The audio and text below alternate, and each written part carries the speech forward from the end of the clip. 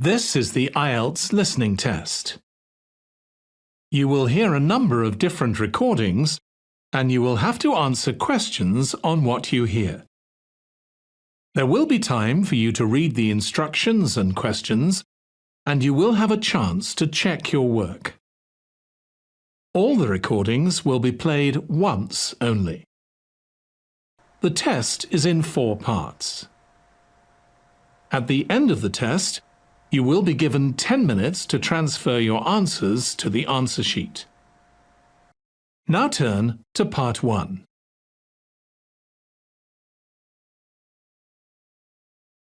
Part 1.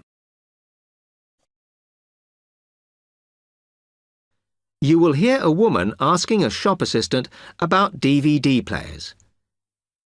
You now have 30 seconds to read questions 1 to 4.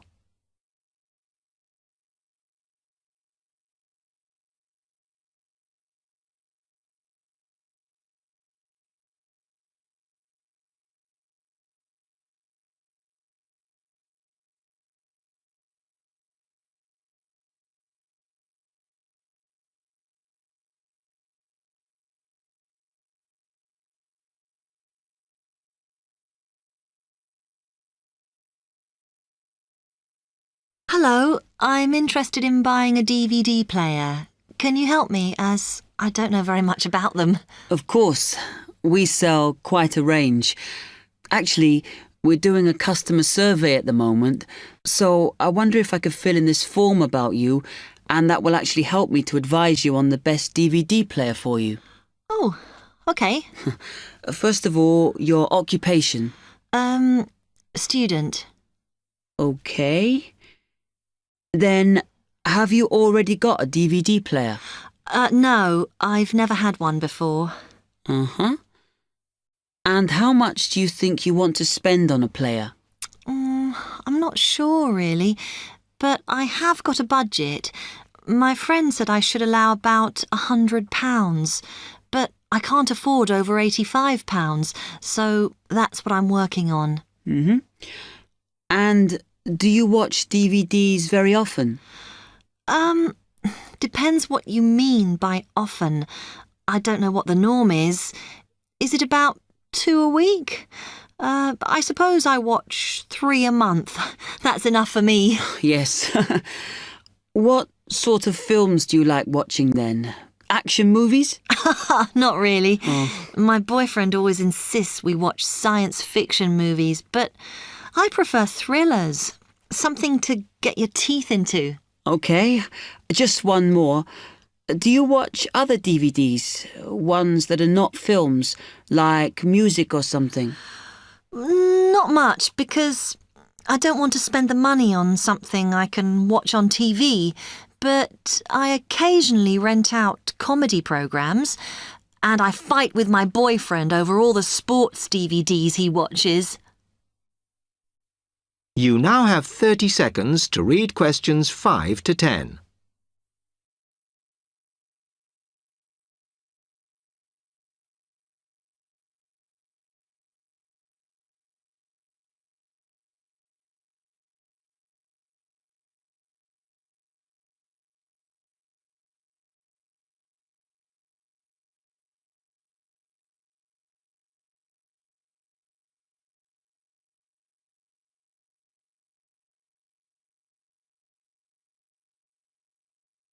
OK.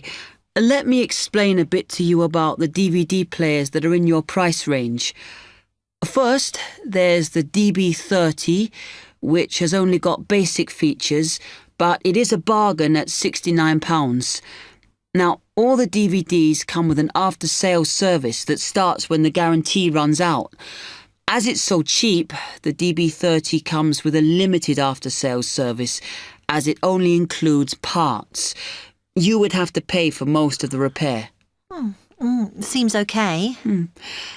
Then, a slight grade up from that is the XL643. This comes with an additional feature in that it has an extra button allowing you to record. That's quite useful. Oh, yes. That would mean spending less on DVDs to watch. Yes, so you'd make the extra money back on it that it costs. Let me see how much it is. Yes, that one's actually reduced at the moment from £79 to £71.99. Oh. I think it's worth the extra myself. And is that the same level of after-sales service as the other one? Well, you get a bit more for your money because what we're offering is a discount on labour. So you don't pay the full price if you have to call an engineer out. I see. Then the last one is this Tri-X 24. It's a very good player, and you can use it to listen to your CDs as well as watch DVDs. It looks nice, but I bet it's expensive. No, it's not top of the range. Let's see. Yes, it's £94. But what you have to remember is that includes insurance, so you don't have to pay extra for that. And it comes with a guarantee that's valid for 3 years, as opposed to the usual one. What do you think? Maybe.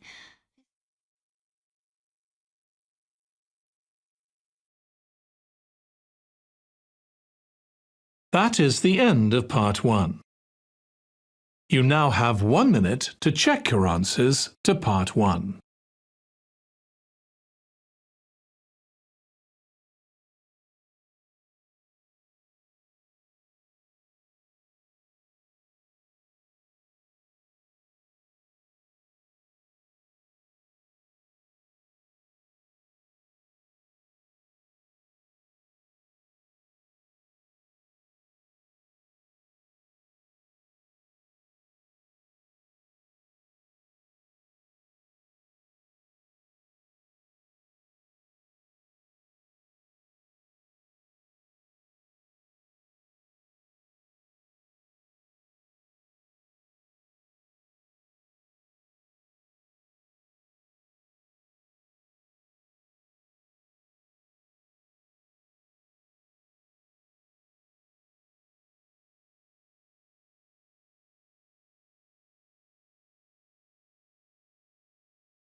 Part 2.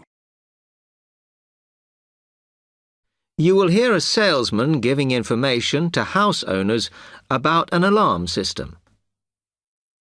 You now have 30 seconds to read questions 11 to 15.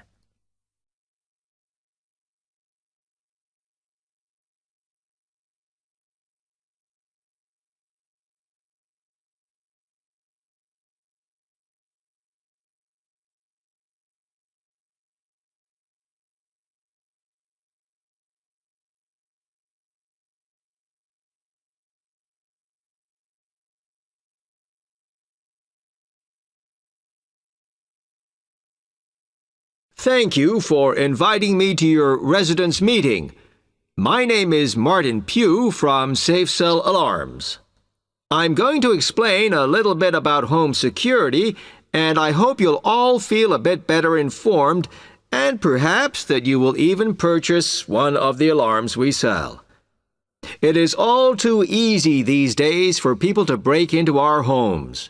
Did you know that 25% of all burglaries are committed by burglars breaking and entering via the back door?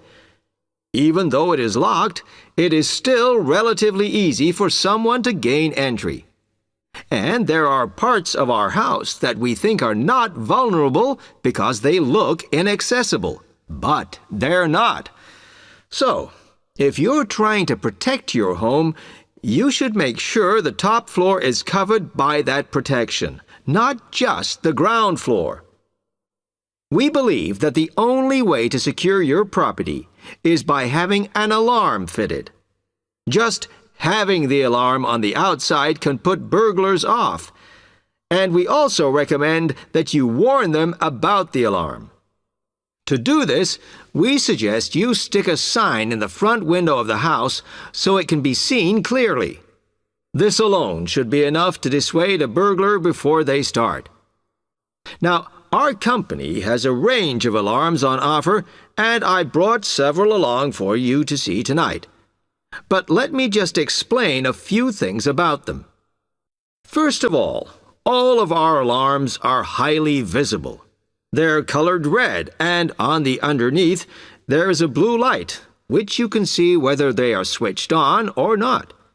This acts as a deterrent to burglars who can see it as an active alarm system.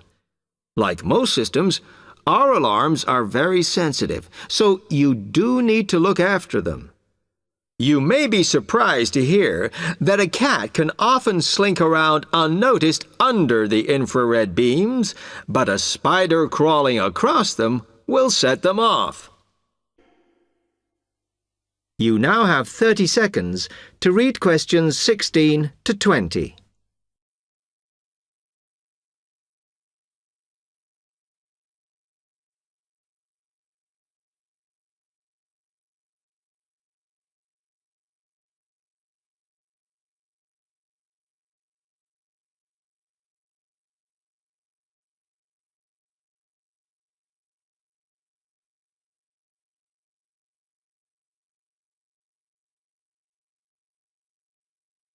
Also, our system is a little different from some.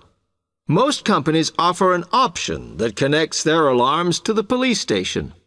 All our alarms have an automatic link to our company office. This means we can deal with a situation promptly and can sort out any alarms that have gone off by mistake. Okay, let me tell you about the installation of our alarms.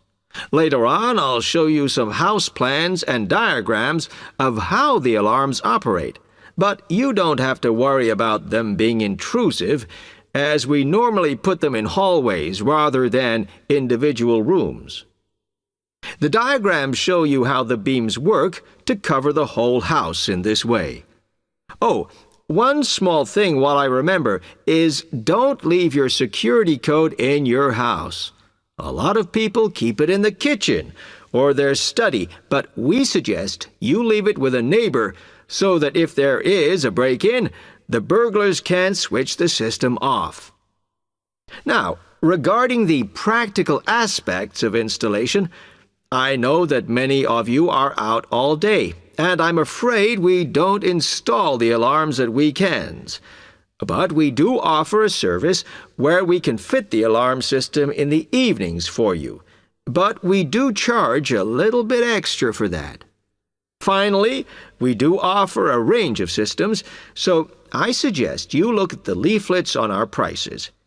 And please don't be put off from investing in a more sophisticated system to protect your home, as we do allow you to set up a monthly payment if it's too much in one go. Okay, now if you'd like to come forward.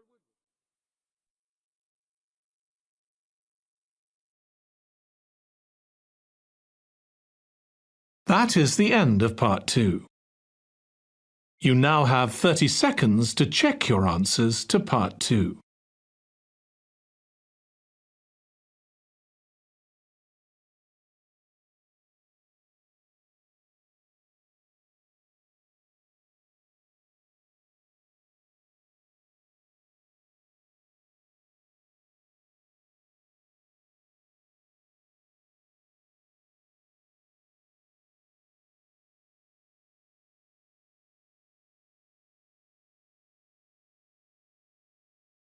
Part 3. You will hear a student, Alex, asking his tutor for advice about essay writing. You now have 30 seconds to read questions 21 to 27.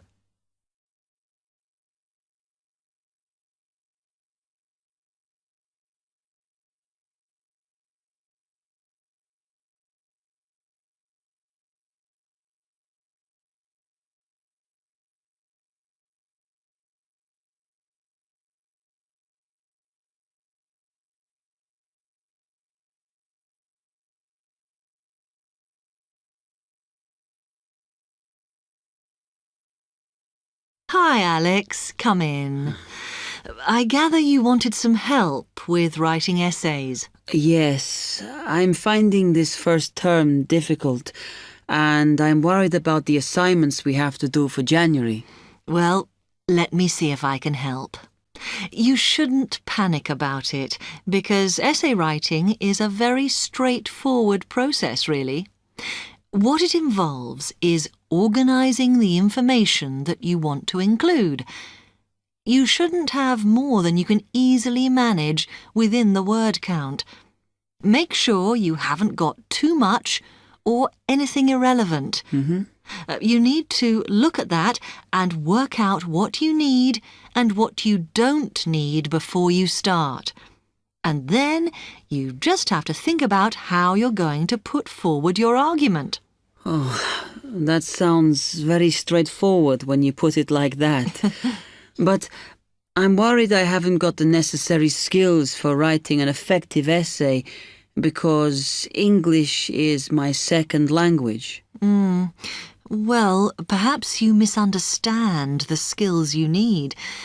You need to be able to analyse your data, and then I would say the skills of interpretation and expressing yourself are important.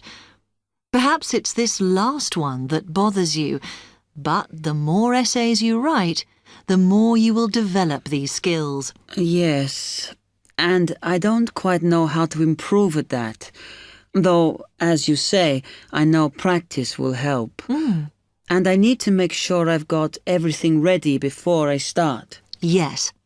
What is vital to good essay writing is preparation. So make sure you build in enough time to do the research you need. Are there any other sources I can use to help me with essays? Yes. You should go to the library and look through the reference section, because there are books that focus on the style we use in academic writing, and those will help you a lot. The other thing that you should think about is what happens when you've actually written your essay. Too many students just complete their work and hand it in, whereas what you should be doing is making sure that you edit it as thoroughly as possible. Oh, yes, that's a good idea. Then I'd pick up any mistakes and also see if it reads logically. Exactly.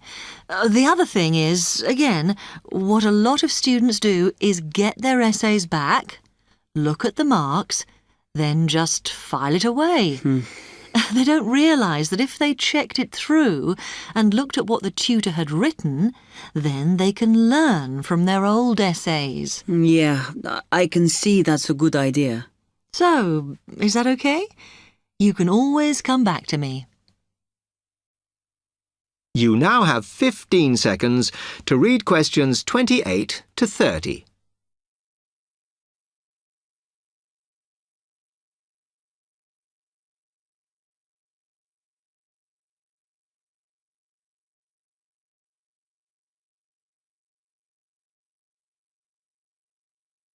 Actually, there were a couple of other things I wanted to ask you about essay writing. I had a few thoughts of my own about what I should do, such as really taking good notes when I'm reading, because that helps, doesn't it? I think it improves your knowledge rather than your actual writing. But one tip I can give you is to try and not read too much. Otherwise, you end up including irrelevant material in your essay. Remember to stay on task. Yes. Sometimes I have problems interpreting the questions correctly, or the whole question seems overwhelming to me. What I try to do is highlight the key parts and divide it into smaller chunks so I can manage it. Well, you might find it useful to break it down even further by making sure you understand all the words perfectly before you start.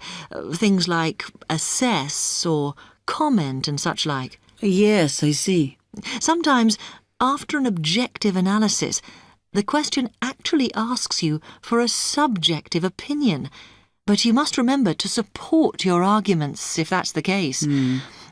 One final comment I can make is about using your own words. You must try to do this as far as possible.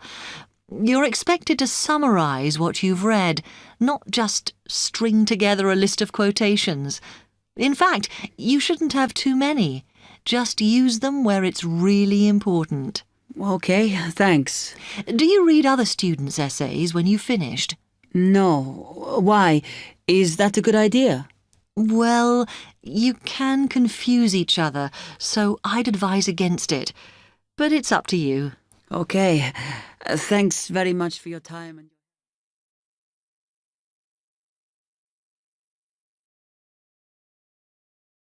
That is the end of part 3. You now have 30 seconds to check your answers to part 3.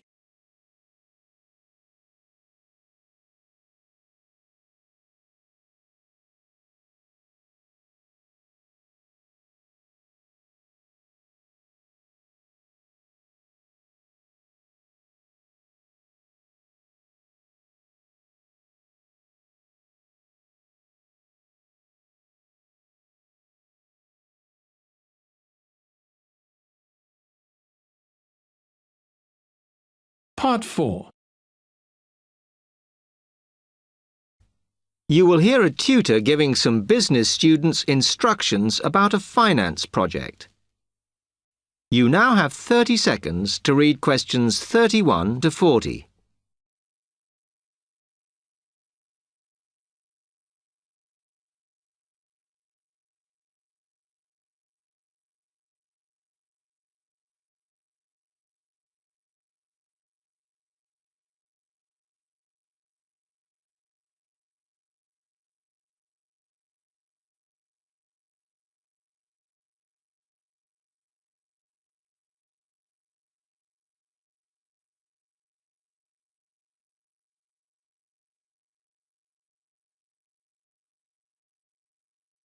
OK, can you quieten down, please?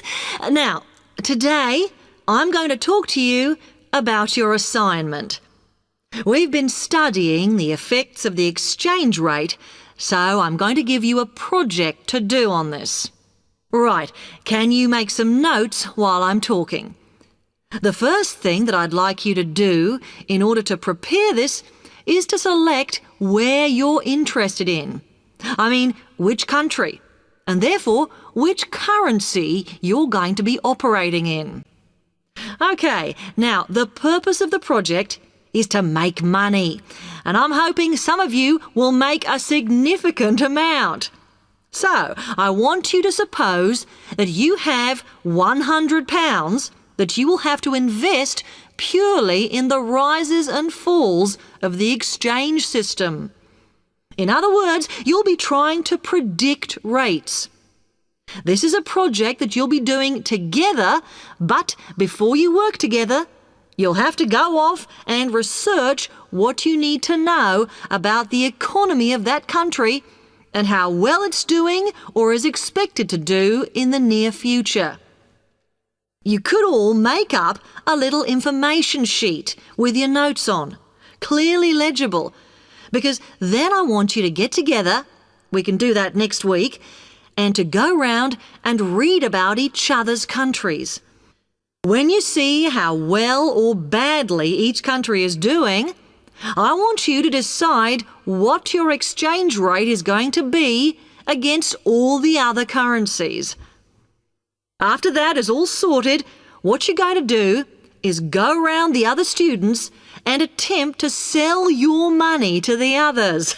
Remember, this will depend on the success of your country's economy and the rate you fixed for your currency. Now, you're not allowed to just swap currencies with each other, but you may wish to buy from the other countries. But you must do a proper transaction. All the way through this, you must keep your accounts properly for each transaction. I'll give you 1 week to do this, and then we will set a time for the deals to finish, a bit like the stock exchange. And at that point, I will ask you to calculate how much you have made. Is that clear?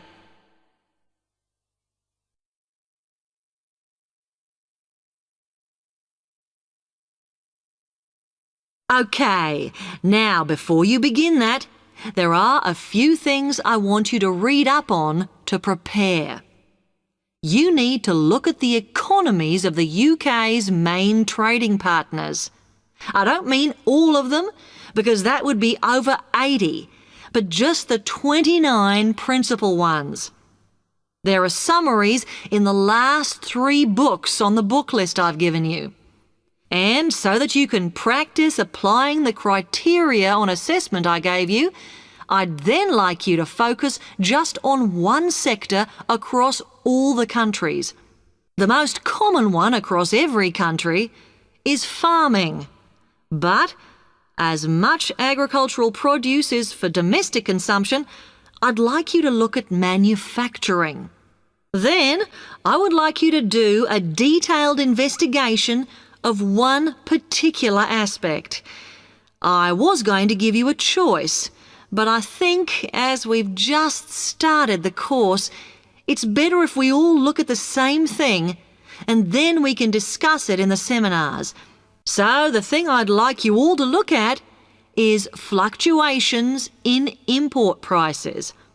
Now, you need to do all that before you start the project, as it will help you assess the economies of the countries you'll be representing in the project. Don't worry, you've got plenty of time.